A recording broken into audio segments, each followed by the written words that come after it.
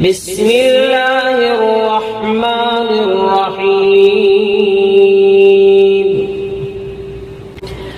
وما لي لا أعبد الذي فطرني وإليه ترجعون أأتخذ من دونه آلهة إن يردني الرحمن بضر لا تغن عني شفاعتهم شيئا ولا ينقذون إني إذا لفي ضلال مبين إني